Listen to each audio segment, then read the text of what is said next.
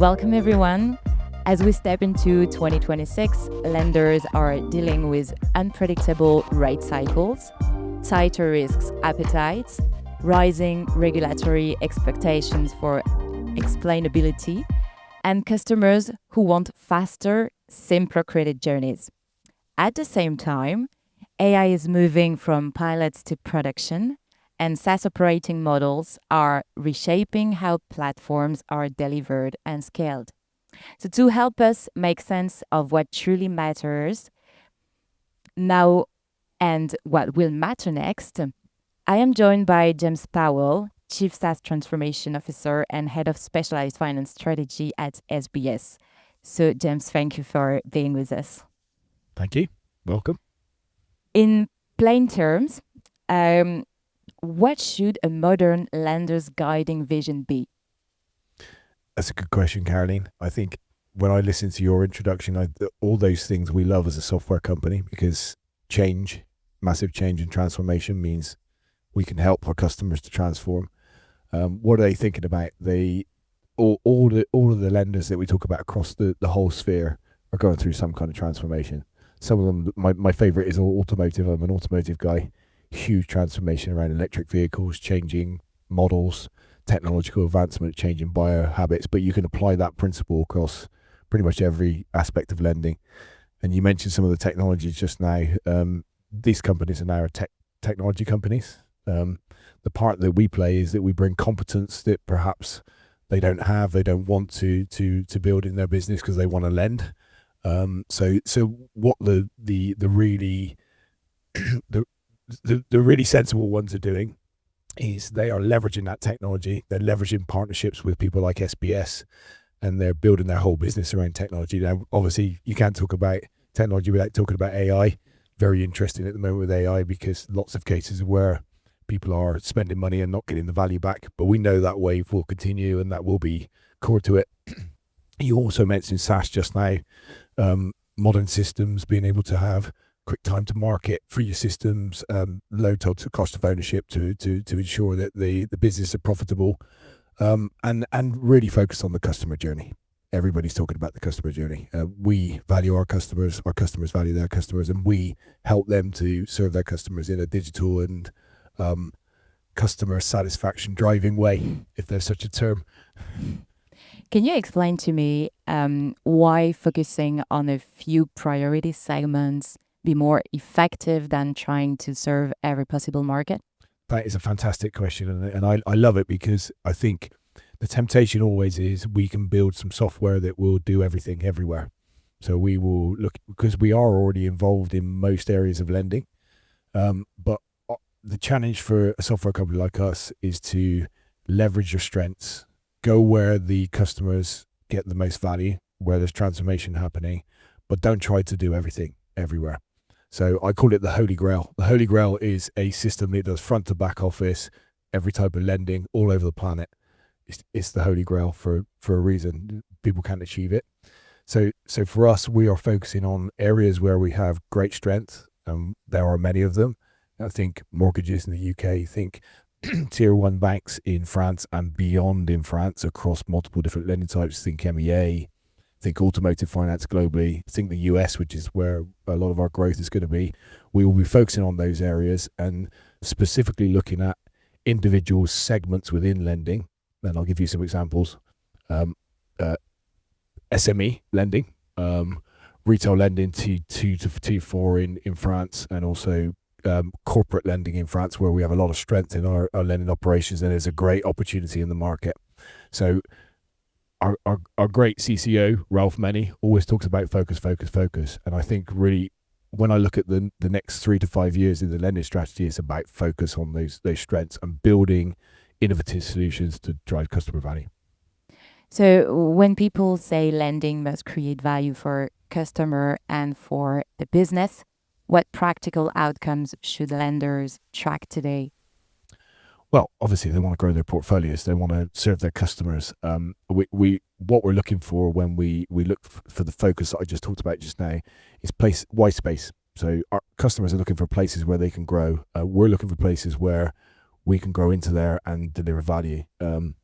So the outcomes they're looking for, as I mentioned just now, is really about efficiency, cost reduction, but most importantly, the customer journey, satisfying their customers. And again, I think of lending, it's no different to core banking in essence, in terms of the types of systems that we provide. We want to provide things that are time to market, TCO, drive efficiency, allow banks and lenders to manage their credit risk in a much better way. Lending for me is, there's two things that drive our thinking around lending. One is it's super complex, and with complexity comes difficulty, but also if you get it right, it comes value. And also lending for our customers is one of the key areas where they make money. So it's high value. You were talking about difficulties. How do they know they're making real progress?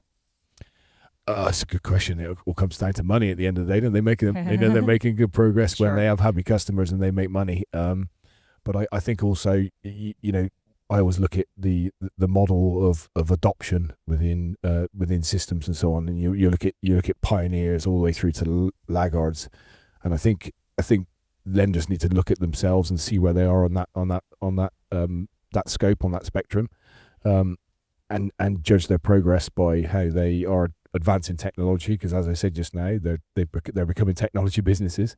So I think that's another key indicator. The obvious ones are money and customer satisfaction. Across the lending life cycle, from first inquiry to servicing and collections, where do you see the most common friction points? I mean, I think we've come from a back office servicing place. That's where we've made our success. That's where we've helped our customers the most. I think the major point of friction actually is the intersection between the front office and the back office. And I think, to a certain extent, people want end-to-end systems. The reality of that is that actually they have to go and get a front office digital engagement platform that allows them to build different solutions at the front end to manage the customer journey and to self-serve, to allow the customers to self-serve. But that friction point, if you don't get that right, that interaction between front and back office system, recognizing that it's often maybe a different vendor, but certainly a different system, that's a real point of issue. And what that turns into from a business outcome perspective is your ability to onboard customers and to be able to originate loans. It needs to be done fast. That's what people expect nowadays. And they want a single customer journey as well. We've had examples with our customers telling us that they have multiple lending portfolios with different customer journeys that could be serving the same customer. So if you're in a situation where you have one customer and he has 3 different experiences depending on what product he's buying from you, that's massive friction. And that's where we're looking at, one of the areas we're looking to help improve things. So do you have example of simple steps to reduce the frictions? Well, yes, I think so, because you think about our DBS platform, which is about engagement with the customer's customer. If you can have a single platform that runs across, I'll give you an example where a customer of ours has 3 different commercial portfolios. In the moment, they have 3 different journeys, which means the customer is not happy or it has a bad experience. If we bring DBS in and we can onboard that customer in a very consistent way across those 3 different lending products, and then once the customer's onboarded, so we do all the AML and the KYC, we get them onboarded, and we can also have a single process that allows them to originate a lease, a floor plan loan, or a specialist loan, recognizing obviously the differences between those financial products. Then that's liquid gold to the customers. If a lender wants to move faster while staying resilient, what qualities should they look for in technology and business partners? Well, firstly, the business partner needs to know their business. That's, I think someone at this conference early on, I think it was Hurt, said, we're not a software provider. Well, we are, obviously, but what we bring is that combination, it's that intersection between technology and business. We bring the business expertise. So the first thing that they need to be doing if they want to be moving fast is working with someone who understands their business, who can translate that understanding into a solution for them. So that's the first thing, but also a company that has the right technology tools and software to be delivered in the right manner. I'm talking SaaS again, so that you can do it quickly and efficiently and at low cost. So what are the early steps that usually show quick results? Okay, so the first thing that I think a lender needs to do, or any financial services organization, is they need to be thinking about their strategy in order to determine what they're going to do in the short term, whether it be to do with software or to do any other business practice process. So thinking about the long-term strategy, thinking about their vision, their positioning in the marketplace, it's the same thing as we do when we think about our customers. Think about strategy, and then you come all the way back down to making the decisions, the operational decisions that are going to drive your future growth. That's for the quick results, the early steps. What about the long-term actions?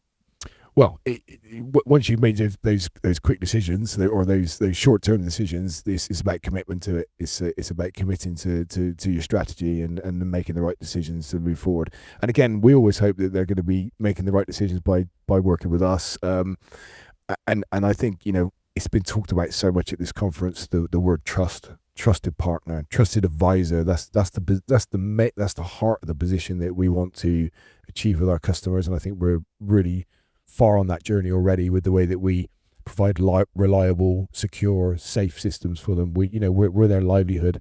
One of my favorite customers, Andrew Kilheeney from NatWest, was talking on our panel just a couple of days ago, and he calls it the brilliant basics. And everybody underestimates that. It's not the sexy, fancy stuff that you put on your website, but it should be, because it's how we serve our customers. We keep them safe to allow them to keep their own customers safe. Thank you for your insight, James. Thank you, Caroline. Always a pleasure.